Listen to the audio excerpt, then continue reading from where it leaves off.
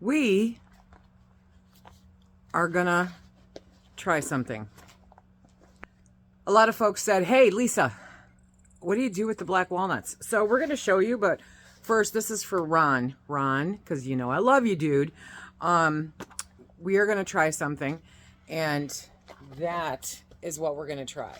So Ron gifted us with a cement mixer, and we are gonna try hulling black walnuts in the cement mixer. I have little doubt that this is gonna work.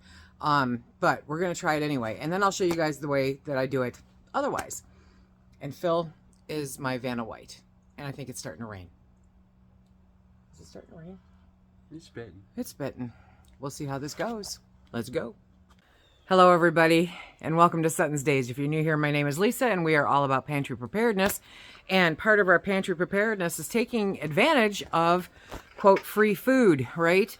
And walnuts, black walnuts, are available to us thanks to a really great friend who has really great friends.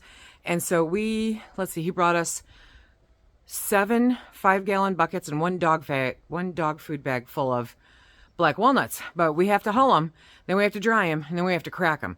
Right now I'm just interested in hulling them and getting them hanging up to dry.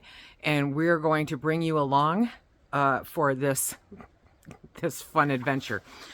I love the smell of black walnuts, the hulls.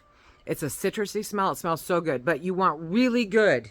I'm not talking about go to DG or the grocery store. I'm talking about serious rubber gloves, because otherwise they will stain your fingers a really awesome, gross brown color. The water from this will kill any plants, so you want to stay away from any plants, and you want to keep it away from. You want to keep the hulls away from any equine. And I have to back you guys up into the garage because now it's starting to rain. Yay! What we're going to do to test out this theory that Ron had is we are going to put a 5-gallon bucket of the unhulled walnuts into the mixer. We're going to put a 5-gallon bucket of water into the mixer. We're going to turn it on. We're going to throw a couple of rocks from my rock garden in there. We're going to beat it to death. And theoretically, they're going to hull. We'll see.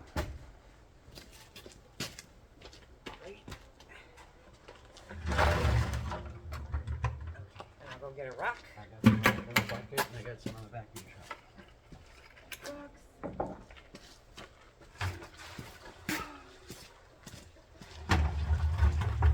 Ooh, it's leaking.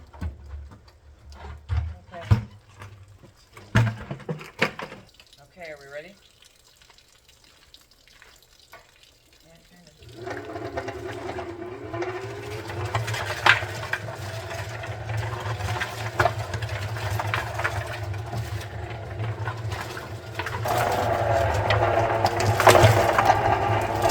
I don't think that's going to do anything.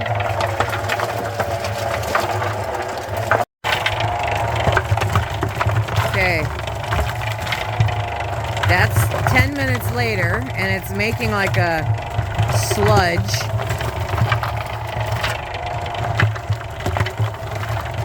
Ew. Okay, I'm doing this one-handed, but I think it's going to work. I can't believe it, Ron. Yep, just like that. Poof. And I can see walnuts. I can see walnuts. Okay, so I'm gonna figure out how we're gonna dump this out. It's like 40 degrees out here. It's cold, but I was not optimistic about this at all. We walked away. We let it run for 10 minutes. Oh my God, it works. We have no idea what we're doing. Don't know what we're doing, but we're gonna give it a try. So we just put a screen over the top of the tub. Okay, slowly, ever so slowly.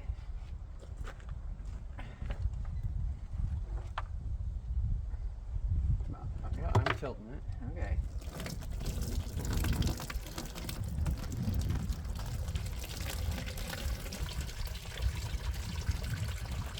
Okay, so that one's like cleaned off. It's a beautiful thing. That one's not.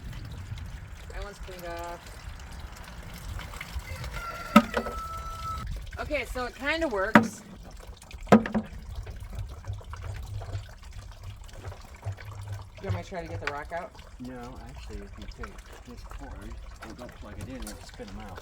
Oh, that's gonna get ugly.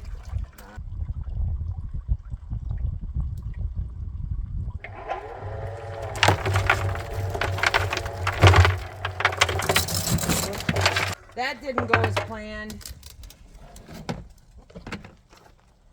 It is never dull around here. So by my guesstimations, probably 25 to 30% of them. Yeah. But then theoretically, the rest of them should be rather easy to haul, right? I don't know if this is my ideal way to do this, because now I gotta pick them all up off the driveway. Those are some clean walnuts. So after picking them up off the ground, well, I'm still gonna say, I mean, that was a full bucket, so now it's half. So 50% of them hold themselves, which is cool. And yeah, I'll probably do a little bit more like this. Probably we're gonna add a few less big rocks and a little more water, and we're gonna give it another go. Okay, so now I'm just filling the bucket with the nuts with water. Any of them that float get thrown away. Those that don't float will get drained and hung to dry. Round 2, we put another 5-gallon bucket, and the half that didn't pull apart the last round, we're gonna let this run for about 20 minutes. In our attempt to work smarter, not harder, right? Not gonna...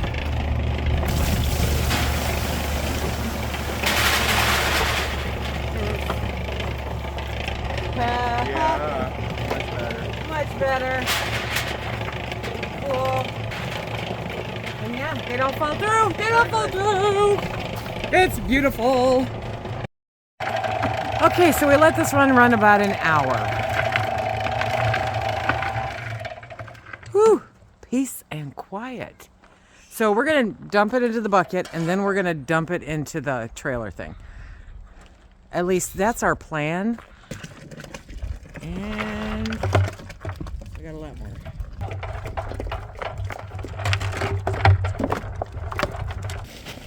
We're gonna wear this.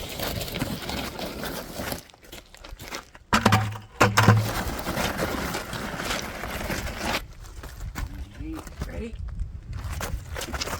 Easy.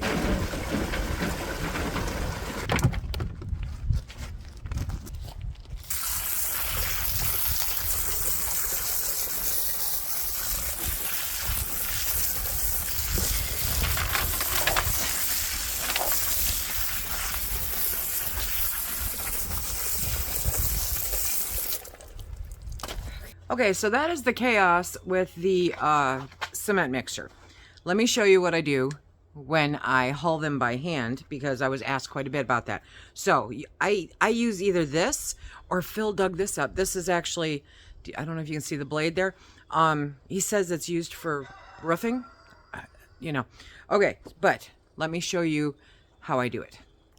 So first I'm going to use the putty knife. I'm not even going to show you the other one, okay?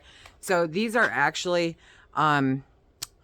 normally when they fall off the trees, they're green. So these have aged a little bit before we got a chance to get to them. So I just take the putty knife, right?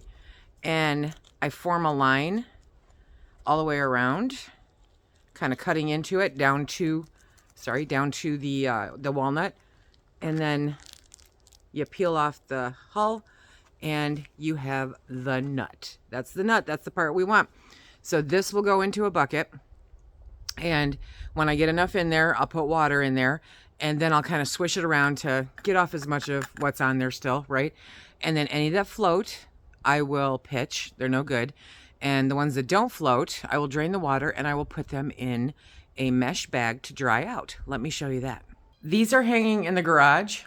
Phil put a ratchet strap hanging from the rafter and with a hook on it, and I just hung the bags there. So these are, whoa, these are the ones that we just washed and did. So we're gonna leave these hang for a few weeks, possibly a month, right? To just let them dry out and cure. I'll come in here and make a mess and kind of shake them up here and there. But basically, I'm keeping them away from critters who, so motivated, will jump onto them with no problems. We made the mistake one year of not getting to hulling them quickly enough, and before long, we had squirrels decide to move into the garage. Not the optimum occurrence at all. That was a pain in the hoozy whatsits. We found walnuts everywhere. They just take them and they run. I don't even know how they get into them because these are very difficult to crack open. I'm going to end up using a plumber's wrench, you know. I don't know what they call it. Anyway, that squeezes it and then pulling the meat out of the walnut. But like I said, that's probably going to be sometime in December that I get around to that. And then I will bag them up, vacuum seal them, and put them in the freezer to use throughout the next year. If you want to know more about black walnuts, I put a link down below. And if you have any questions, I'll try to answer them. I hope that you enjoyed this. I hope this answered the question everybody asked about how we deal with black walnuts. Thanks, Ron. It's time to have some fun. Yes, it is.